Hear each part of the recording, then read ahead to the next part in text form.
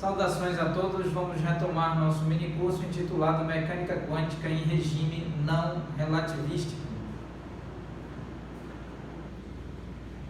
Pois bem, dando continuidade, nós estávamos analisando esta expressão designa aqui, traduz matematicamente a probabilidade associada à distribuição após o fenômeno de espalhamento de feixes de elétrons que passam por uma fenda 1 e por uma fenda 2 em um determinado instante t, e essa probabilidade então é analisada considerando, nós mostramos em aulas anteriores, de que para cada fenda existe um padrão de distribuição do espalhamento dos elétrons sobre um determinado anteparo parametrizado pelo eixo Z.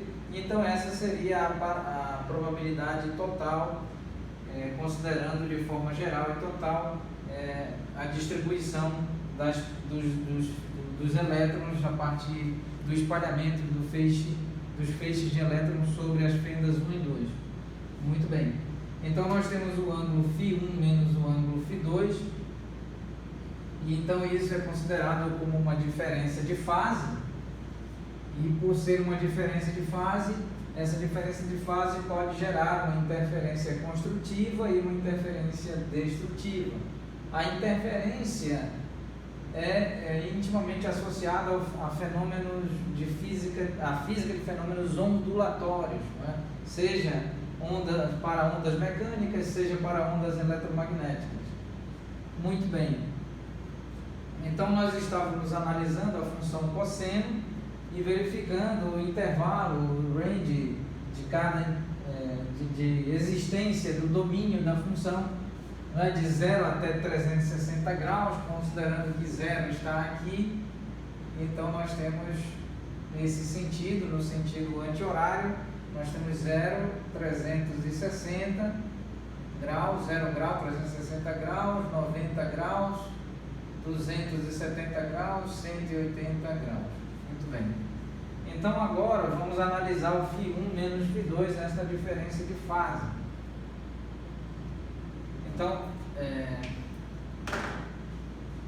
vamos fazer, se φ1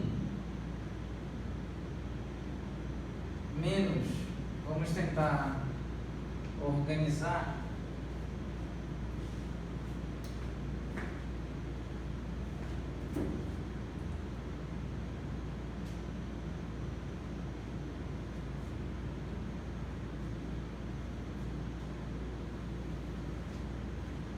Então vamos tentar fazer aqui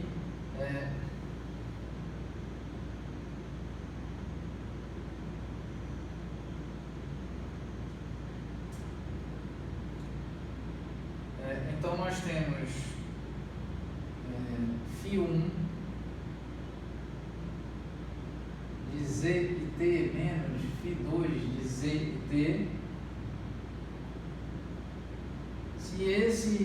Se esse ângulo é menor do que 90 graus e maior do que 0 grau, esta subtração, então isso implica que nós temos cosseno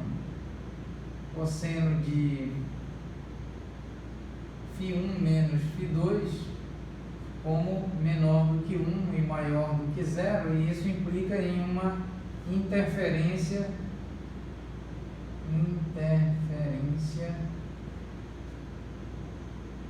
construtiva. Muito bem. Qual é a outra interferência construtiva?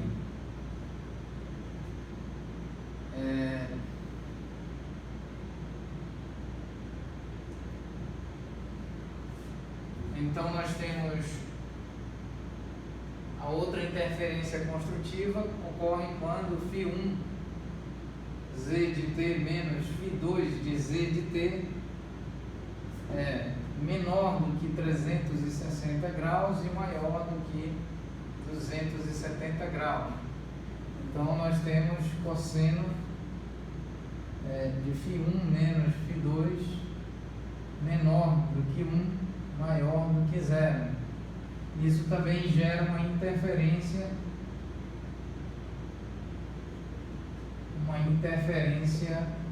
construtiva. Muito bem, uma interferência construtiva. Agora, vamos escrever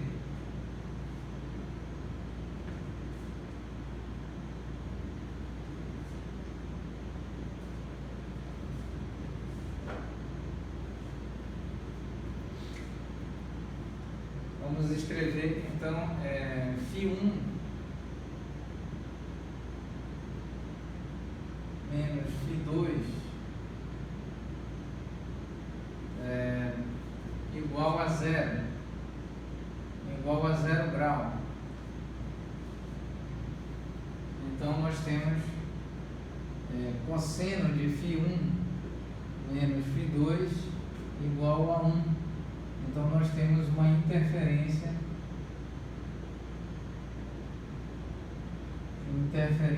construtiva também. Uma interferência construtiva. Qual é o outro caso? O outro caso é quando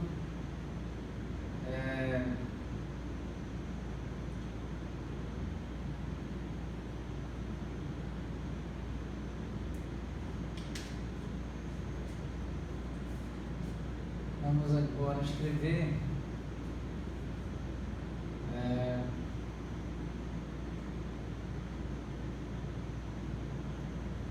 vamos analisar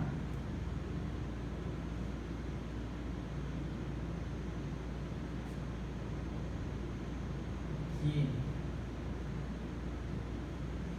Então vamos agora analisar as interferências destrutivas. Então, quando φ1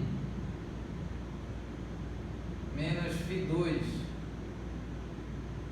é menor do que 180 graus e maior do que 90 graus, então nós temos cosseno de φ1 menos φ2 como menor do que 0 e maior do que menos 1. Então nós temos, nesse caso, uma interferência destrutiva.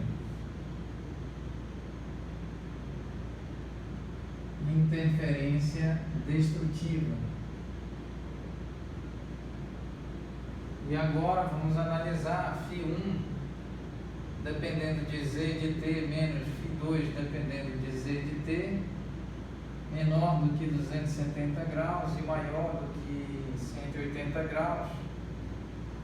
Isto gera então menos 1 menor do que cosseno de φ1 menos φ2 menor do que 0.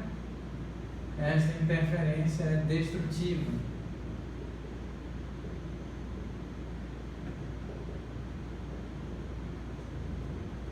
Interferência destrutiva. E ainda aqui φ1 dependendo de z e de t menos φ2 dependendo de z e de t igual a 180 graus. Isso implica que cosseno de φ1 menos φ2 é igual a menos 1 e portanto também nós temos uma interferência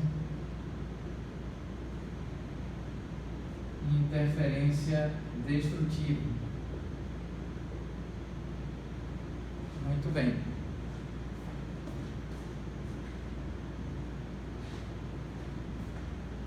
Então, elas aqui as situações de interferência construtiva e de interferência destrutiva. Muito bem. Agora vamos fazer uma importante observação sobre este resultado, sobre a função de onda mais especificamente. Então vamos apagar tudo o que está aqui registrado, todas essas informações, e vamos fazer uma importante observação sobre a função de onda.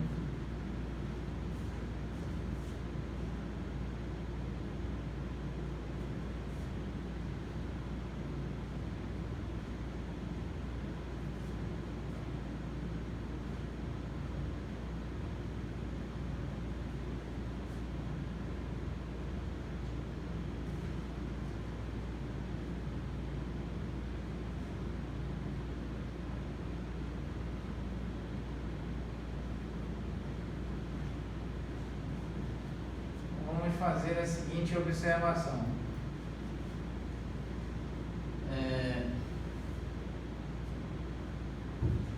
Considerando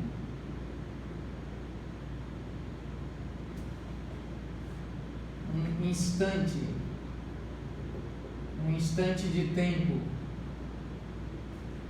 fixo t,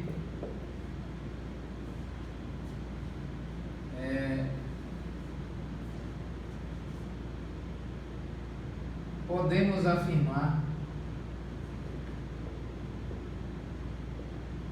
afirmar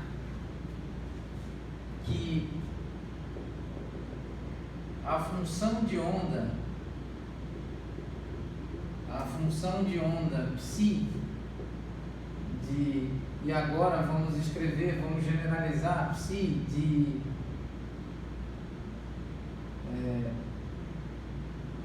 x e t, considerando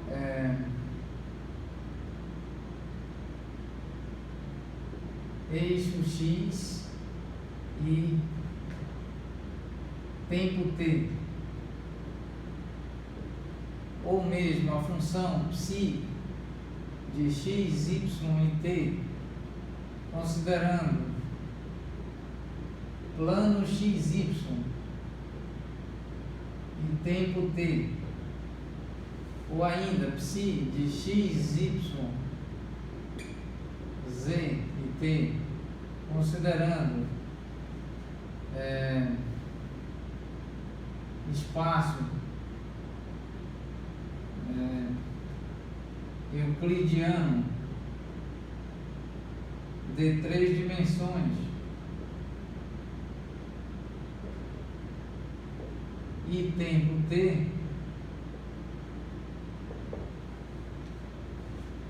então aqui nós temos o caso de uma dimensão espacial mais o tempo t, duas dimensões espaciais mais o tempo t, e de 3 dimensões espaciais, considerando o sistema de coordenadas cartesianas, mais o tempo t. Muito bem. É óbvio que uma função de onda pode ser escrita em termos de coordenadas espaciais associadas a outros sistemas de coordenadas, para além do sistema de coordenadas cartesianas x, y e z. Então, nós, considerando um instante de tempo fixo t, podemos certamente afirmar que a função de onda, esta função de onda, descreve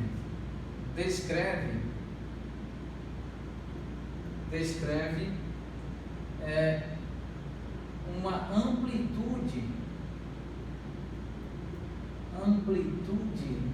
de probabilidade, descreve uma amplitude de probabilidade de que a partícula quântica, então nós podemos considerar como exemplo o elétron, mas nós devemos entender que o elétron é de fato uma partícula quântica, porém nós temos outras partículas quânticas, a saber o próton, o nêutron, o núcleo, o próprio átomo é uma estrutura quântica, moléculas, retículos cristalinos, entre outras estruturas. Então, descreve uma amplitude de probabilidade de que a partícula quântica, no caso em particular o elétron,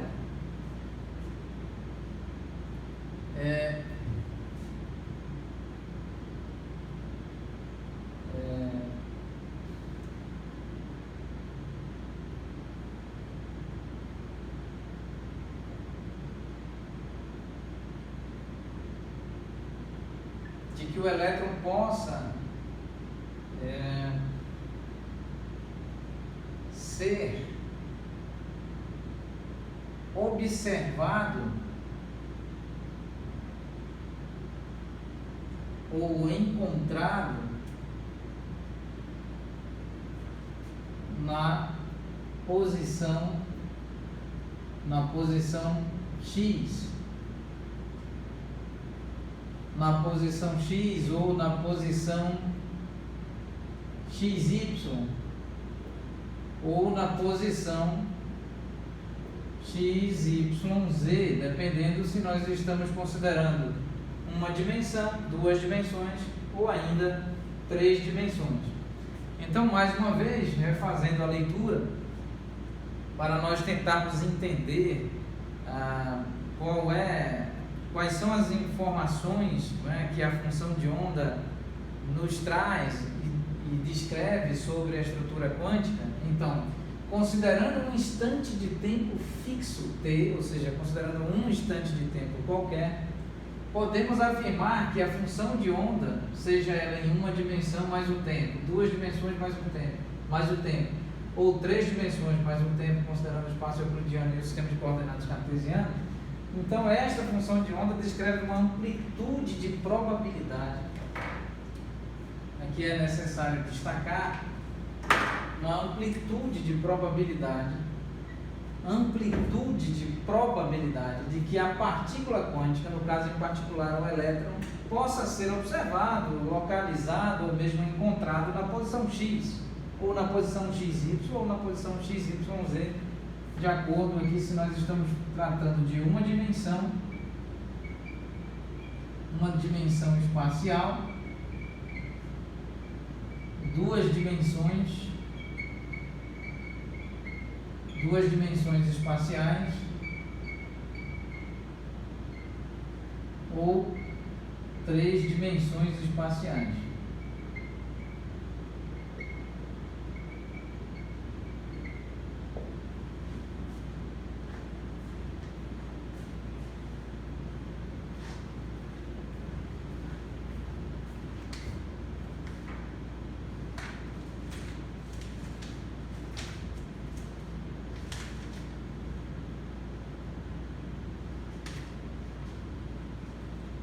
Então, ainda por fim, vamos tentar escrever aqui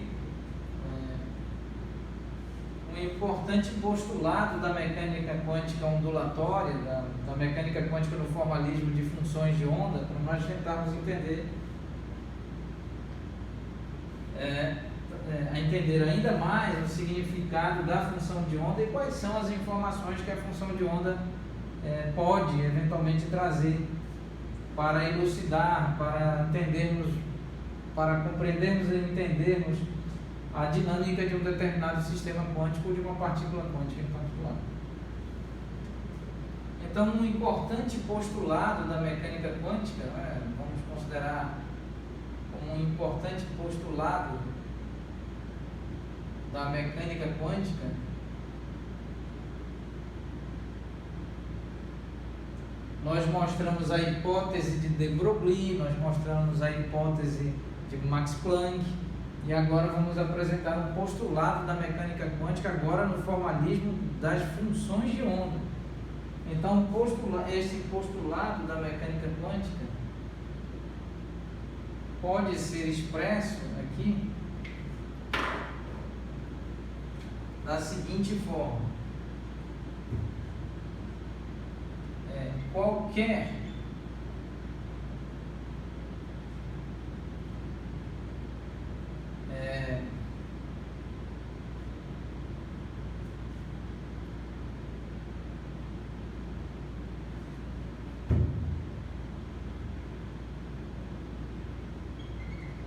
se considerarmos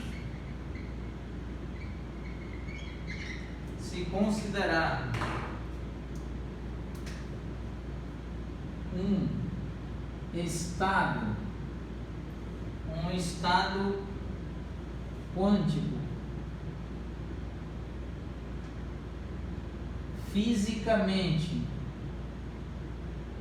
fisicamente realizável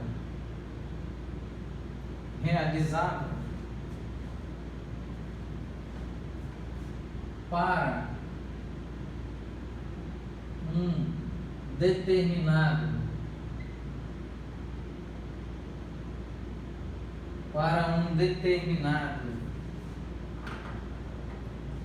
sistema físico,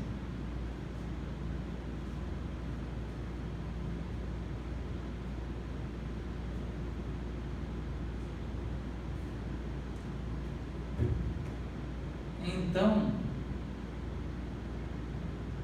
o referido sistema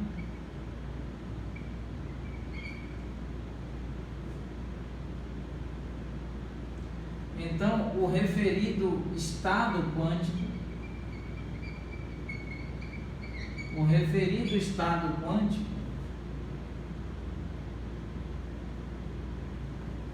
pode ser descrito por uma função de onda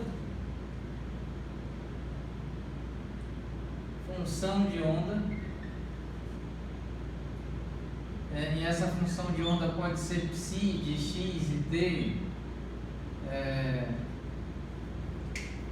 Vamos tentar escrever psi de x e t, ou mesmo psi de x, y e t, ou ainda psi de x, y, z e t, a qual contém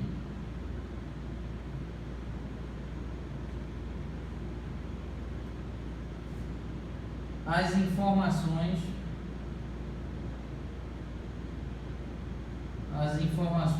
fisicamente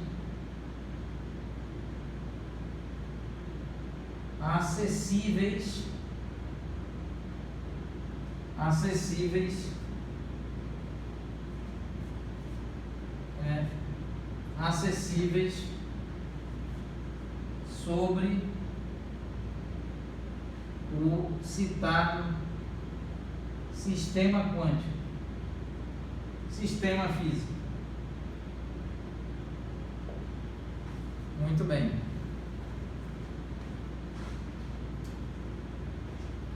Então este é o primeiro postulado. Este é um postulado da mecânica quântica não relativista, onde nós podemos aqui enunciá-lo da seguinte forma: se considerarmos um estado quântico fisicamente realizável para um determinado sistema físico, então o referido estado quântico pode ser descrito por uma função de onda em uma dimensão e mais o tempo, duas dimensões mais o tempo, ou ainda 3 dimensões mais o tempo, de modo que essa função de onda contém as informações fisicamente acessíveis sobre o citado sistema físico. Então vamos finalizar a aula tratando desse postulado e retomaremos oportunamente. Agradecemos a atenção. Muito obrigado.